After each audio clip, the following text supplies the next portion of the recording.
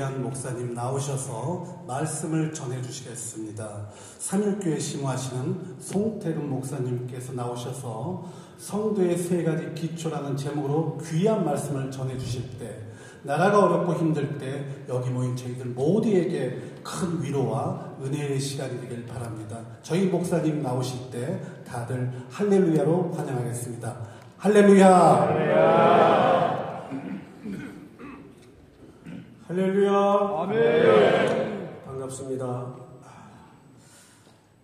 복장이 이래서 좀 죄송합니다. 저희 지금 전 교역자분들이 가까운 춘천에서 워크샵 중에 제가 서울 들렀다 오기가 시간이 아무래도 좀 안 될 것 같아서 그냥 좀 세미 정장 복장으로 여러분들 앞에 서게 된 것을 양해해 주시기 바랍니다. 참 반갑습니다. 코로나로 많은 교회들이 또 어려움을 겪었고 또 지금도 어려움을 겪고 있죠. 저는 코로나 기간 동안 골몰했던 전 교회적 주제가 이렇게 시대의 아픔 속에서 한국교회가 과연 나아가야 될 방향이 뭘까? 구조적인 문제보다는 한 사람으로부터 시작되는 본질적인 문제에 온 성도들과 고민을 시작했습니다. 다 스톱이 되고 텅 빈 예배당에서 저 맹한 카메라만 렌즈만 쳐다보고 한 2년 반 정도 설교를 했었어요. 상상도 못했던 전대미문의 일들이 세기사적으로 벌어진 겁니다. 올 수도 없고 어디 갈 수도 없고 그렇게 분주히 돌아다니던 목회자들도 목양실에 딱 틀어 박혀 있어야 되는 그런 엄정한 시간을 서로가 부득이 갖게 됐습니다. 그러다 보니까 한 40, 50대 젊은 후배 목사님들이 답답하니까 한 사람, 두 사람씩 3, 4, 5 찾아와요. 하면서 이런 얘기를 해요.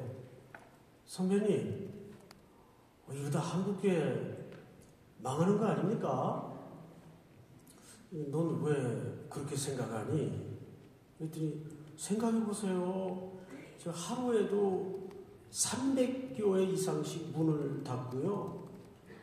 저 다 무너지고 교인들은 이제 어디에 붕붕 떠다니는지 전부 플로팅 크리스찬이 되어서 장난이 아닙니다. 다 무너지고 있어요. 그 얘기를 제가 참 마음 아프게 듣다가 이런 얘기를 했네요. 미안하지만 난 그렇게 생각하지 않는다. 그동안 한국교회는 너무 과잉되고 과열되고 과장되어 있었다. 여러분 이걸 보통 우리가 흔히 하는 말로 뭐라 그럽니까? 거품이라고 그래요. 그동안 한국교회는 너무 지나치게 분주하게 다니면서 과잉과 과열과 과장으로 거품이 잔뜩 끼어 있었는데 지금이야말로 위기가 아니라 기회다. 하나님께서 이 거품을 씻으라고 온 인류 하나님의 성도들에게 기회를 주신 거라고 나는 생각을 한다. 그랬더니 같이 따라온 정말 아들 같은 친구 하나가 눈시울이 이렇게 빨개지면서 선배님 지난 10년 전 있는 돈 없는 돈 다 털어가지고 교회 개척해서 이제 겨우 4, 50명 모아가지고 이제 목회 좀 재미있게 해볼 만하니까 하나님 나한테 해도 너무한 거 아니에요? 그래요. 그래서 끝에 더 마음 아픈 얘기를 해요. 저는 진짜 목숨 걸고 진심으로 목회했어요. 그래서 결국 눈물을 말 끝에 그래요. 저 이제 3개월째 임대료도 못 내고 있는데 이번 달 못 내면 방 빼라 그래요. 하나님 너무하신 거 아니에요? 마음이 짠하기도 하고 속상하기도 해서 제가 진지하게 물었어요. 이 목사, 너 지금 뭐라 그랬니? 진심으로 목숨을 걸고 목회했다 그랬지? 그럼요. 형님이 더 잘하시잖아요.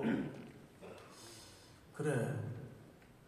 팩트는 맞는데 방향이 좀 틀렸다. 말 나온 김에 네 말을 받아서 한번 물어보자. 베드로가 예수님 십자가 지러 죽으러 예루살렘 올라가는 길을 다른 동료들하고 쫓아가다가 거의 다 와가지고 길바닥에 앉아서 뭐라 그랬니? 선생님, 이 친구들은 다 주님을 배반하고 도망가는 한이 있더라도 내 인생에 배반은 없습니다. 했어 안 했어? 했죠. 그거 거짓부렁이로 했냐? 진심으로 했냐? 그래, 진심으로 했겠죠. 그래. 근데 그 진심이 한 몇 년 가대? 몇 년은? 몇 달 가대? 하루도 못 갔어. 그뒤 눈을 이렇게 크게 뜨고 쳐다봐요. 물은 김에 한 가지 더 물을게. 히틀러가 죄 없는 유대인 남녀노소 어린아이까지 젖먹이까지 가스실에다가 게르만 민족의 발흥을 위해서 600만 명 이상을 밀어넣었다. 그거 히틀러가 거짓부렁이로 한 거냐? 진심으로 한 짓이냐? 진심으로 했겠죠. 그래. 인간의 진심이 방향을 잘못 잡으면 괴물이 돼. 넌 목사라는 녀석이 어쩌자고 그 아침에 안개 같은 그런 알량한 진심에다가 목숨을 걸었다고 찔찔 짜고 그래. 볼상사납게. 그럼 어떤 목숨 걸어야 돼요? 진리 이놈아! 딱 소리 질렀어. 진리! 너는 진리의 말씀을 옳게 분별하며 부끄러울 것이 없는 일꾼으로 인정된 자로 자신을 하나님 앞에 드리기를 힘쓰라. 목사가 진리의 목숨을 걸어야지. 아침 안개처럼 해가 돋으면 사라진 그 진심에 목숨을 걸었다고 울어? 야단을 쳐서 보냈어요. 그리고 다음날 장문의 메일을 보냈어요. 제 지난 목회 10년은 제 알량한 진심과 열심에 기반했던 것 같습니다. 제가 이제 이렇게 집회를 다녀보면요. 뭐 많은 교회는 다닌 건 아닌데 다녀보면 공통점이 하나 있어요. 교회를 시끄럽게 하는 사람들의 특징이 뭔지 아세요? 진심을 가진 사람들이에요. 그래야 그래요.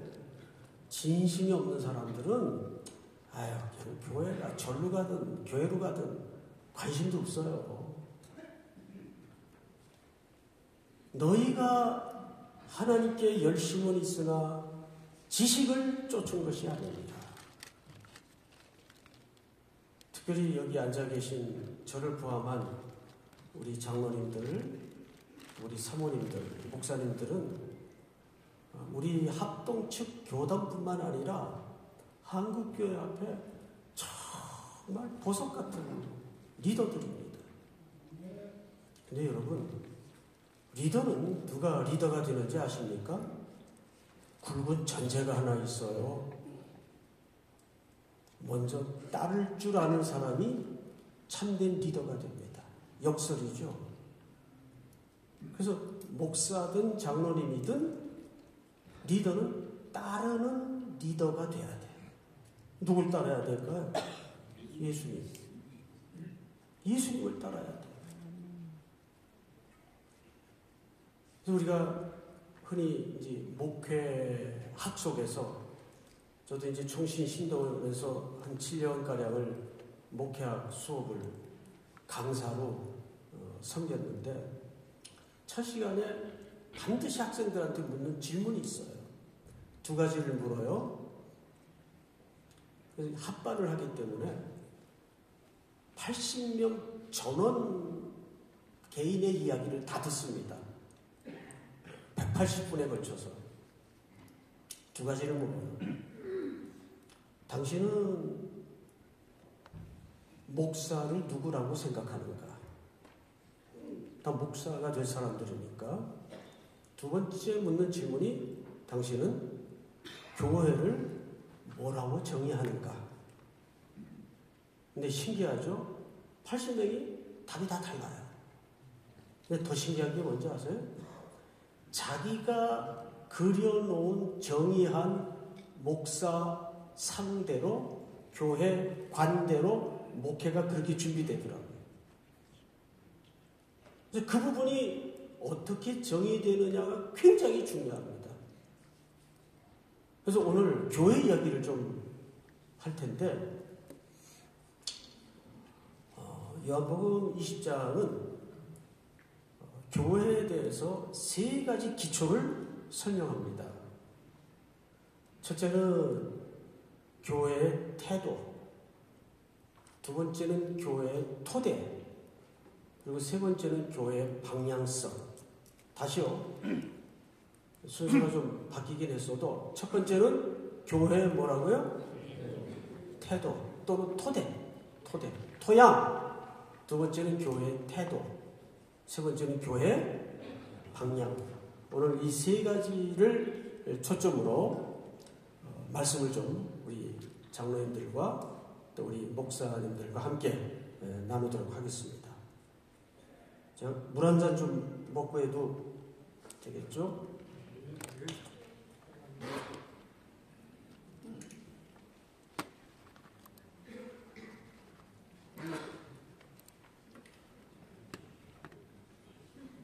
먼저 교회 토양입니다. 토양. 교회 토대죠. 토대. 여러분 교회 토대가 뭘까요? 짧은 시간에 너무 할 얘기는 많은데 성경을 일일이 찾아서 하기에는 물리적으로 시간이 좀 부족하고 그냥 이야기로 설명을 드리겠습니다. 교회의 토대는 교회는 1서부터 100까지 은혜로만 서게 되어 있습니다. 근데 오늘 한 목회자나 한 교회 리더가 그지 장로님일 수도 있고 제일 조심해야 될 게 교회 자기가 주인이라는 이 인식을 버려야 됩니다. 시간이 쌓아지면 어느 조직이든지 그 사람에 대해서 영향력이 생기게 돼 있어요. 시간이 가져다주는, 세월이 가져다주는 영향력이 쌓이게 돼 있습니다. 그거를 가장 조심해야 돼요. 하나님이 교회 공동체에 제일 끔찍하게 간과하지 않는 두 가지가 있어요. 첫째가 교회에 사람의 영향력이 쌓이는 것을 끔찍하게 싫어하십니다. 제가 부교육자 시절에 충영교회에서 부목사 생활을 하다가 미국으로 공부를 하게 떠나게 됐어요. 그때 이제 목회자들 사이에서 회자되었던 조크가 하나 있습니다. 성부, 성자, 성령, 담임 목사님. 참 슬픈 조크죠. 이런 농담이 왜 나오게 되었는가 하는 그 이면의 동기가 참 무서워요. 우리 한국 사회는 잘 아시는 것처럼 가부장적인 그리고 유교적인 문화 인식 때문에 담임 목회자를 그렇게 성도들은 순수하게 이해하는 경향이 있어요. 근데 그거를 목회자가 스스로 조심해야 됩니다. 하나님은 지난 한 20년간 한국교회에서 교단을 초월해서 일어났던 아픔들을 보십시오. 본질이 뭔지 아세요? 사람이 영광을 받고 교회 안에 사람의 영향력이 예수님을 밀어내고 하나님을 대체하고 주인 노릇하는 문화입니다. 그래서 하나님이 그걸 끔찍하게 싫어하셨어요. 우리는 20년간 말할 수 없는 큰 홍역을 치루었습니다. 두 번째, 하나님이 교회 공동체 안에서 끔찍하게 싫어하는 게 숫자, 크기, 규모로 일하려는 모든 의도나 모든 시도를 끔찍하게 싫어하십니다. 우리 목회자들이 한참 목회 열중하다 보면 이런 유혹이 들어올 때가 있어요. 우리 교회가 지금 요 정도 말만 딱 배만 더 숫자가 늘어나면 뭐 센터도 좀 질 수 있고 저것도 할 수 있고 이런 일도 좀 할 수 있고 이런 마음이 상식선에서 일어나요. 근데 여러분, 하나님의 일이라는 것은 숫자나 규모나 크기로 일할 수 있는 일은 단 한 개도 없어요.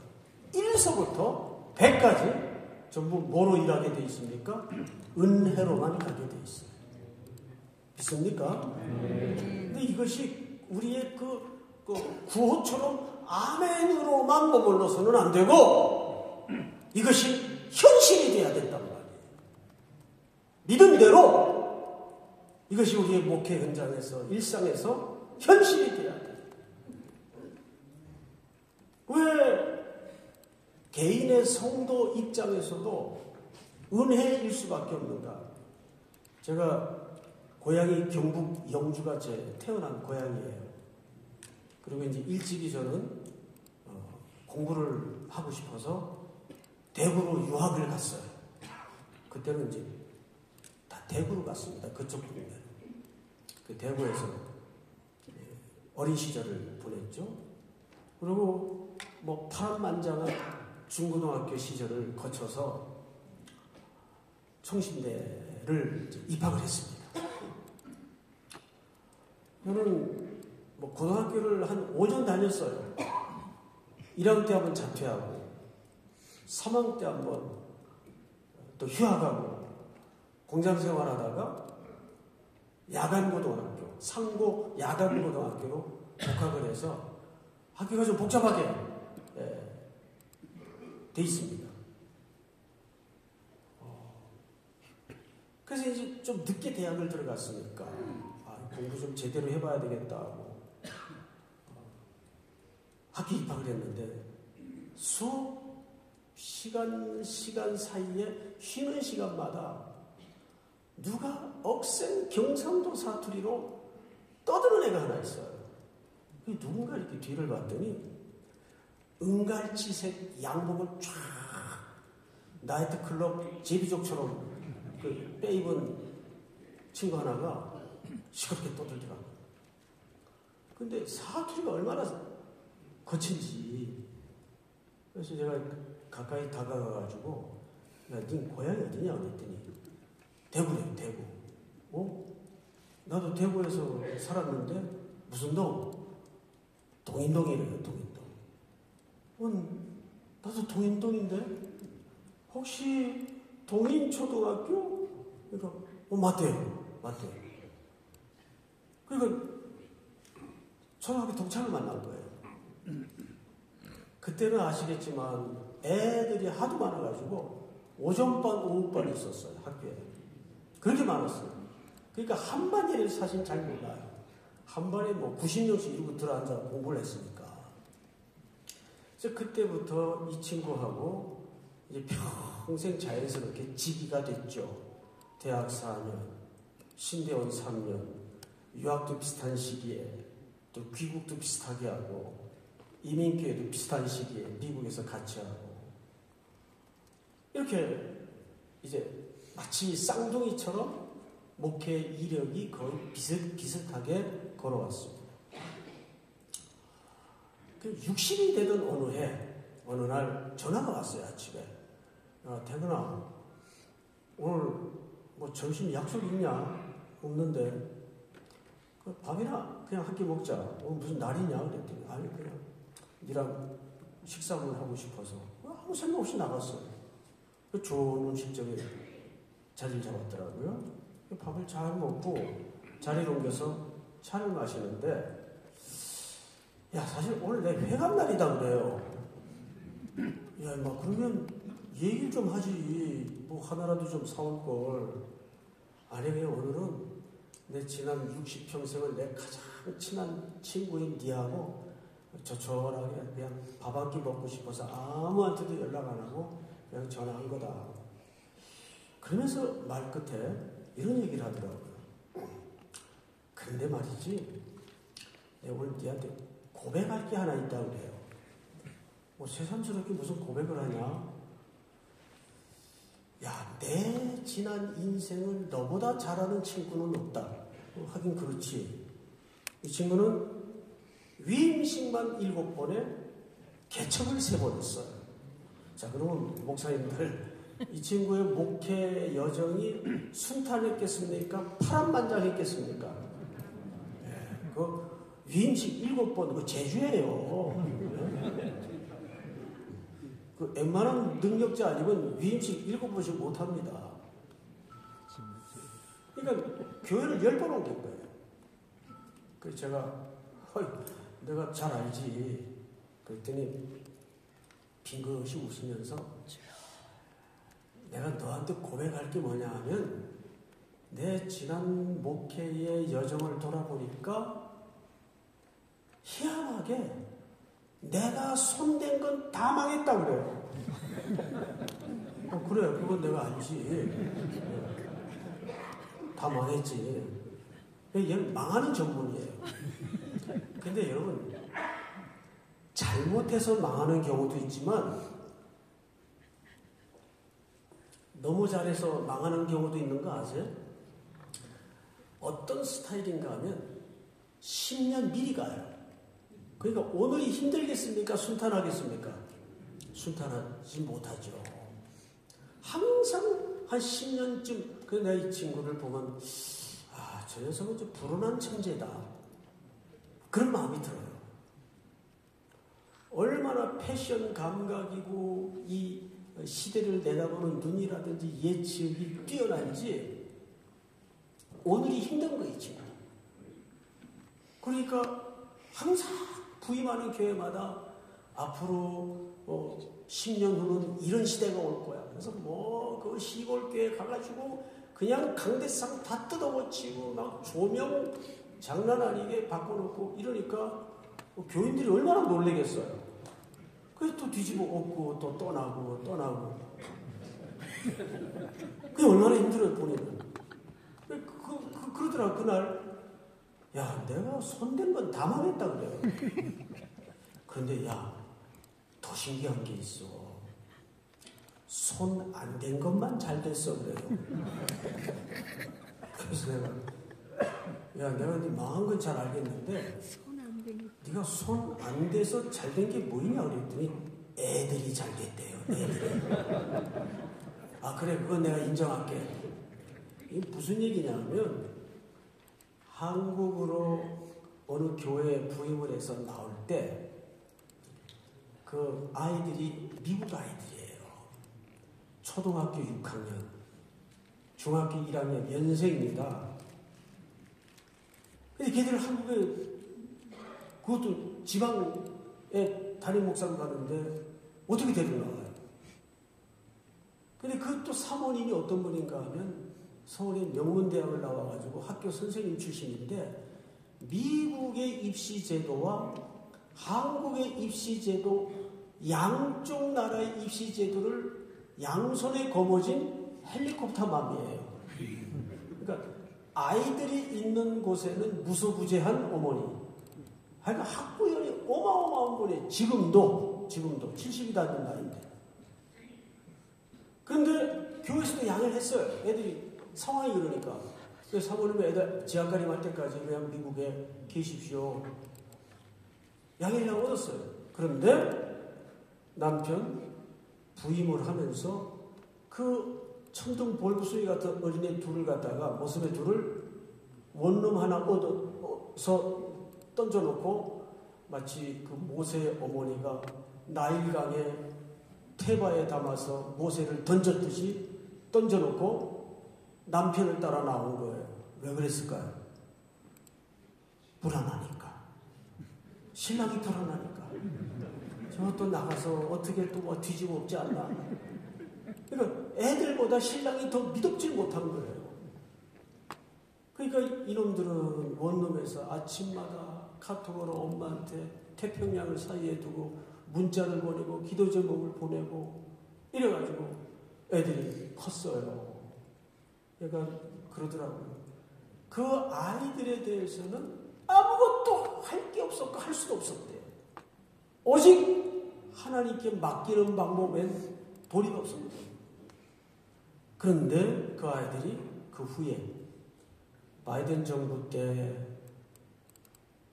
백악관에 들어가서 바이든의 연설문을 그건 제3세계 국가 인종에게 안 맡기는 보직인데 내가 탁월하게 변호사 시험에 합격을 해가지고 그 직책으로 들어간 거예요.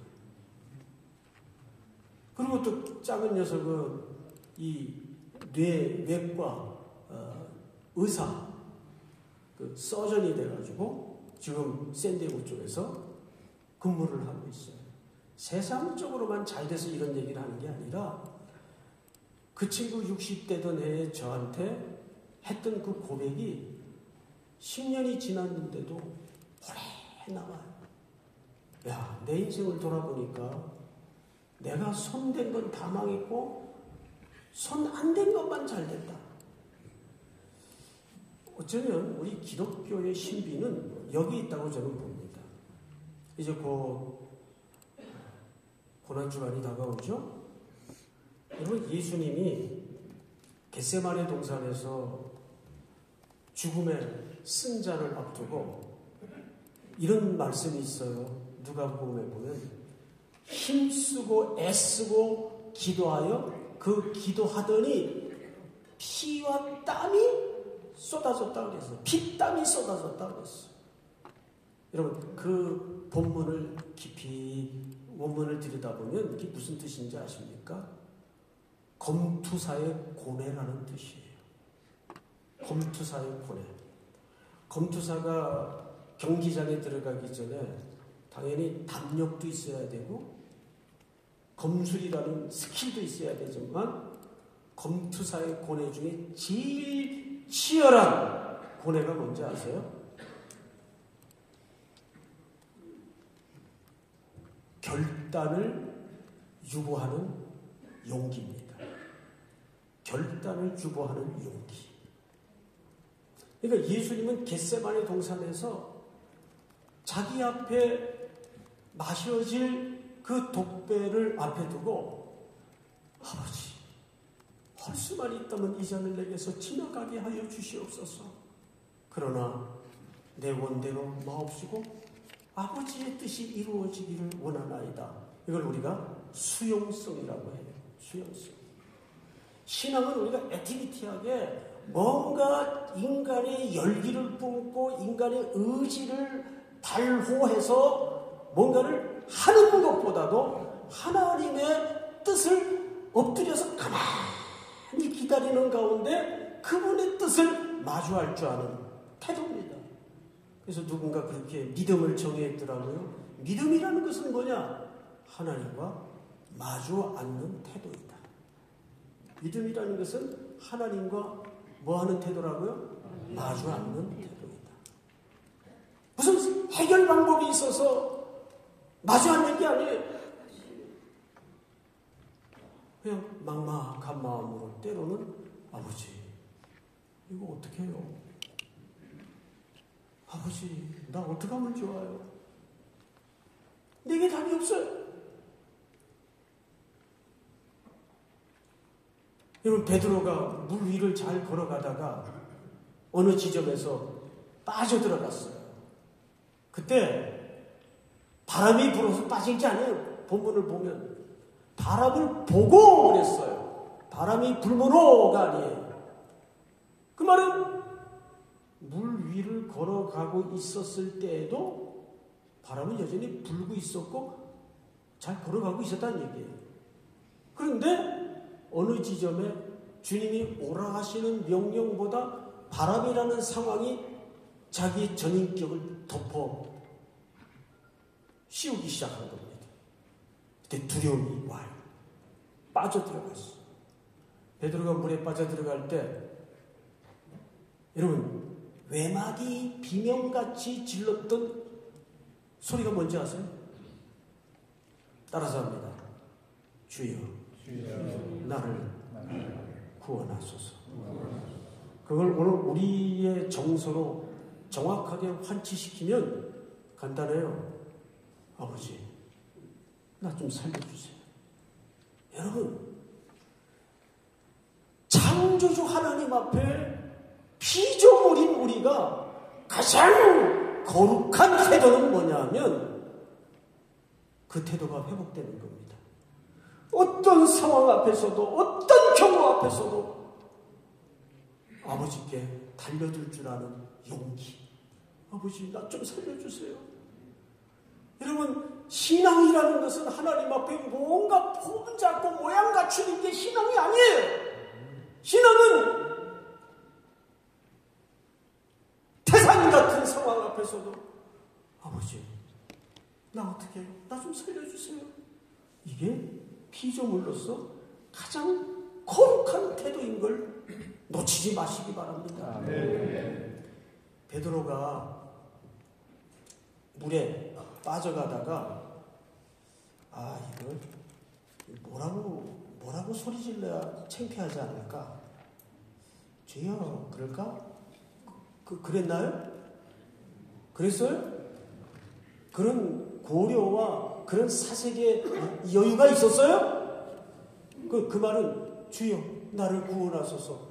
오늘 우리식으로 표현하면 나 좀 살려주세요. 이 말은 어떻게 나온 거예요?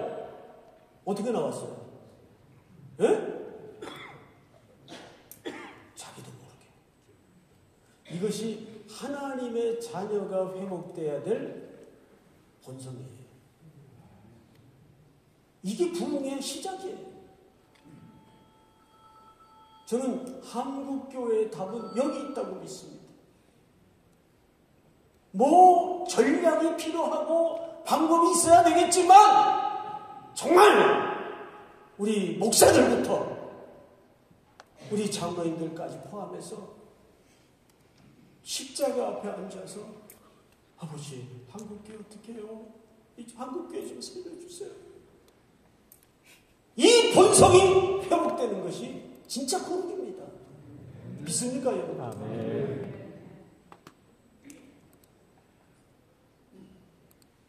저는 잊을 수가 없는 전화 한 통이 있어요. 미국에 도착을 했는데 어떻게 토플이 안 돼가지고 ESL 과정을 먼저 들어갔어요. 갑자기 토플을 하려니까 토플 공부해 보신 분들 아시겠지만 점수가 나옵니까 금방?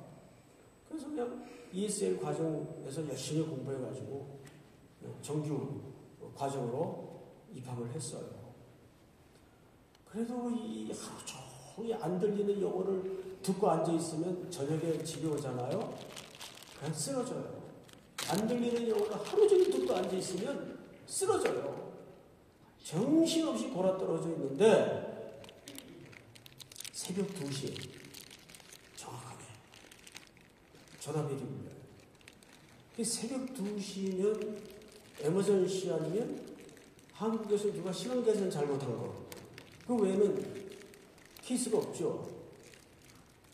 놀래가지고 전화를 받았더니 헬로, 목사님! 지금 주무신대요! 새벽 2시에는 자지. 네? 그래서 황당하기도 하고 어이가 없어서 누구세요? 그랬더니 미안해요. 누구세요? 알고 봤더니 제가 유학 오기 전에 섬겼던 충현교회 맡았던 교구 권사님인데 아들이 사경을 해내게 됐죠, 지금. 그럼 그분은 누구예요? 엄마잖아요.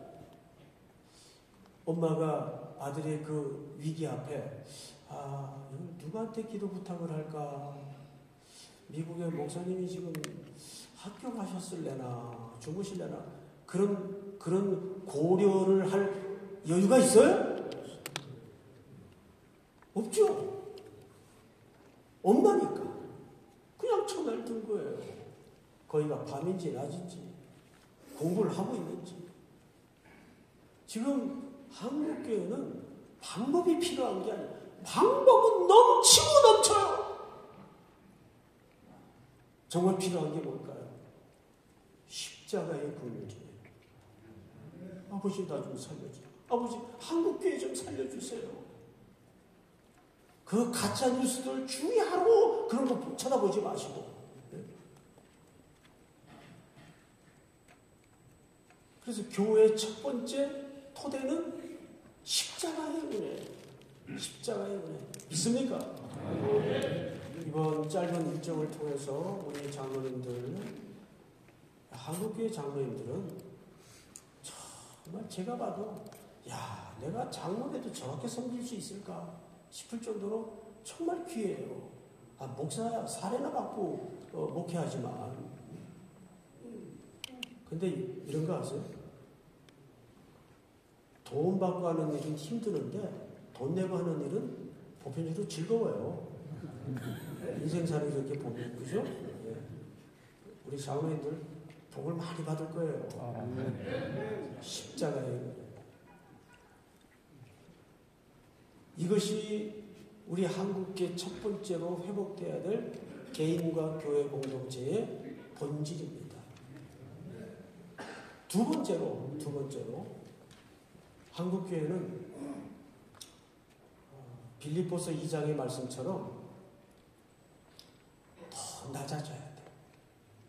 겸손해야 돼요. 자꾸 규모나 크기로 목사가 그게 자기 목회 실력이 있냐 착각을 해서는 안 돼요.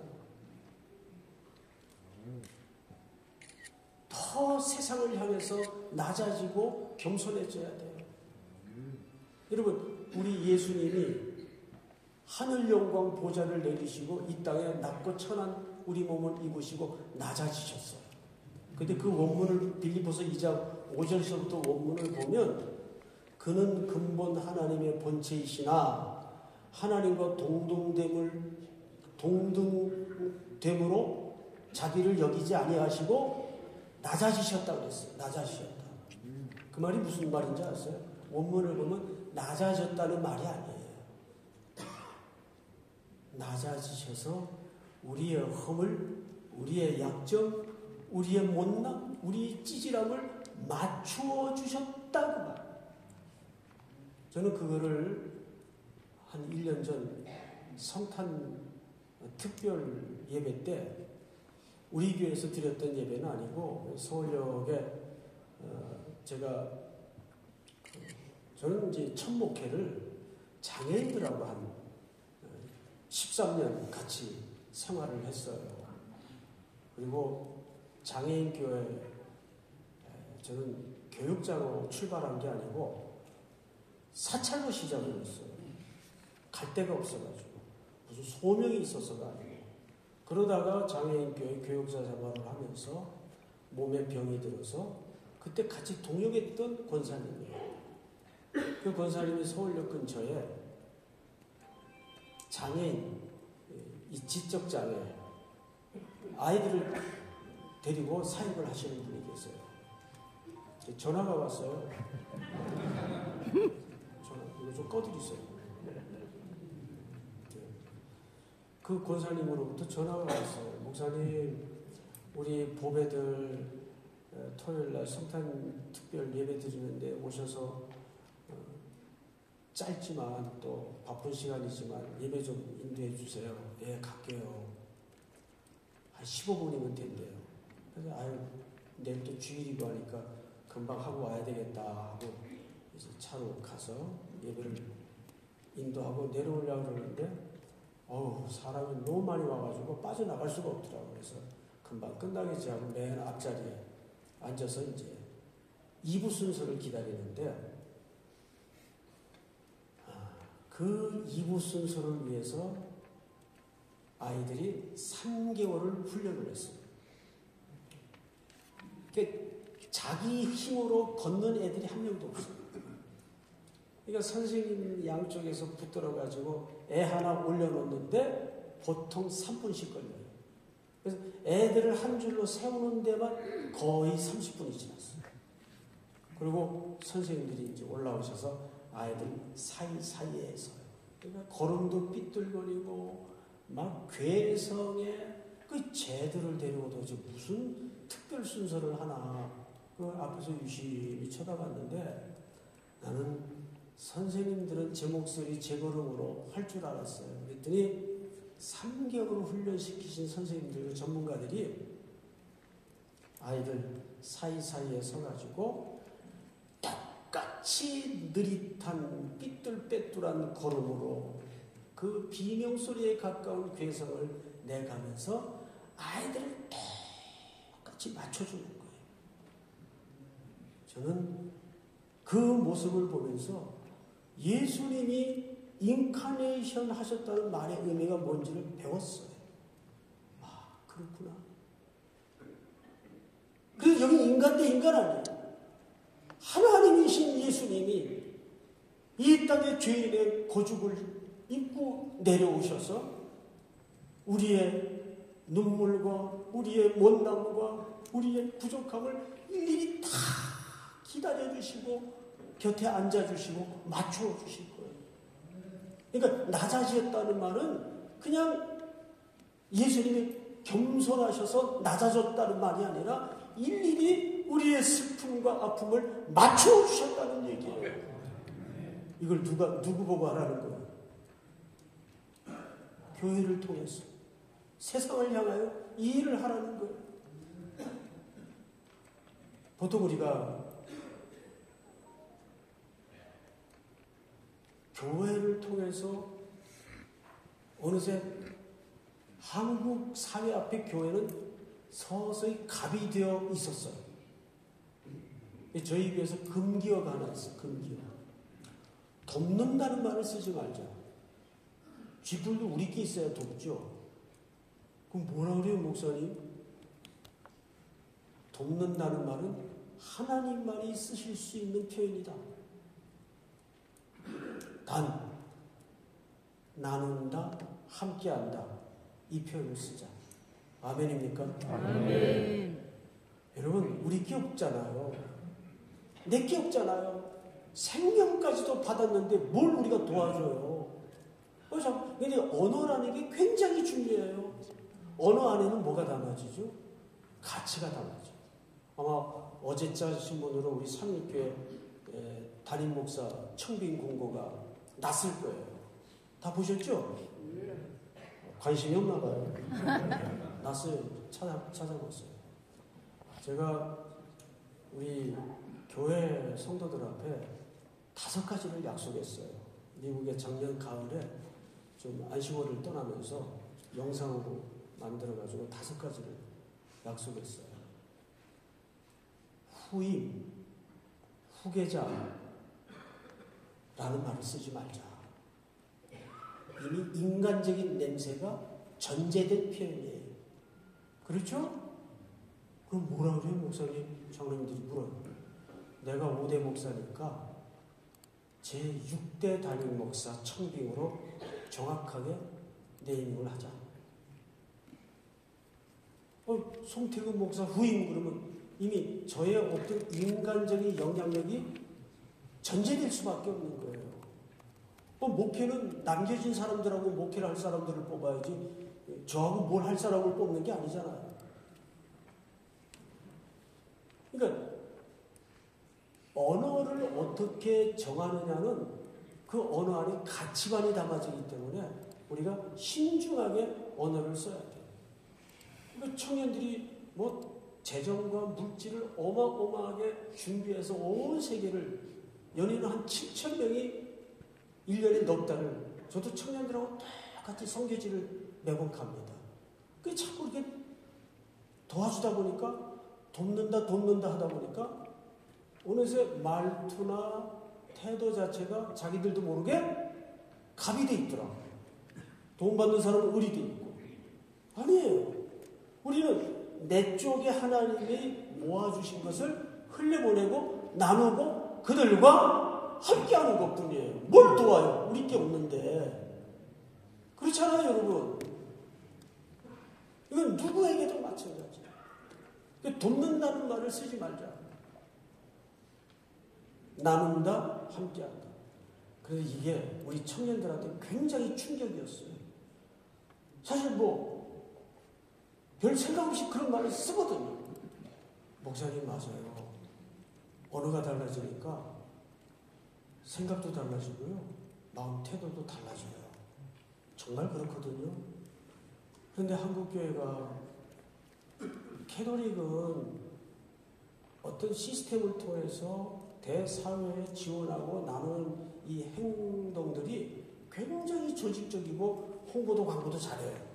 근데 내용으로 들어가면 개신교를 따라올 수가 없습니다. 그런데 우리는 각자 도생이니까 이 티가 잘 안 나요. 그래서 어떻게 할까? 우선 이 구제라는 성경적 가치와 개념에 대해서 좀 재정리를 할 필요가 있다. 우리는 구제를 불쌍하니까 지금 당장 밥 못 먹고 있는데 도와줘야 될 거 아니냐. 자, 성경에서 특별히 구약에서부터 고아, 과부, 나그네 이 세 집단을 어떤 대상으로 여기라고 했어요? 도와주고 구제 대상으로 여기라고 했어요. 그거는 절대 윤리나 휴머니즘적인 박애주의적인 차원에서 도우라는 의미가 아니에요. 그분들은 이 땅에 기반이 없는 사람들이에요. 이 세 집단의 공통점이 뭐냐면 누군가 도와주지 않고는 존립이 안 되는 사람들이에요. 그리고 그분들의 그림 속에 누가 있어요? 우리가 있다고. 우리가 그 자리에서 구원받은 존재란 말이죠. 그래서 교회에서 구제를 한다는 것은 복음의 메시지예요. 나도 저 자리에 있었다. 그런데 우리 이웃 되신 예수님이 찾아오셔서 나를 건져내시고 나를 구제해 주신 겁니다. 그러니까 누군가를 돕고 누군가를 나누고 누군가를 구제한다는 것은 휴머니즘적인 박애주의적인 그런 의미가 아니라 거기에 구원론적인 설명이 필요한 거예요. 거기 구원의 복음이 선포되는 거예요. 이거를 성도들에게 정확하게 설명을 하니까 자기가 구제한다고 자랑할 게 없죠. 의시될 것도 없죠. 내가 저 자리에 있었다. 누구의 도움 없이는, 예수님의 도움 없이는 내가 저 자리에 있었다. 믿습니까? 마지막으로 시간이 벌써 이렇게 돼요. 죄송. 마지막을 해야 되는데 끝내야 되겠죠? 네. 기도하겠습니다. 하나님 아버지 감사합니다. 오늘 귀한 우리 장로님들, 목사님들 말씀으로 교제토록 복을 주시니 감사합니다. 이후에 남은 시간을 주께서 이끌어 인도하여 주시옵소서. 예수님 이름으로 기도드립니다. 죄송합니다.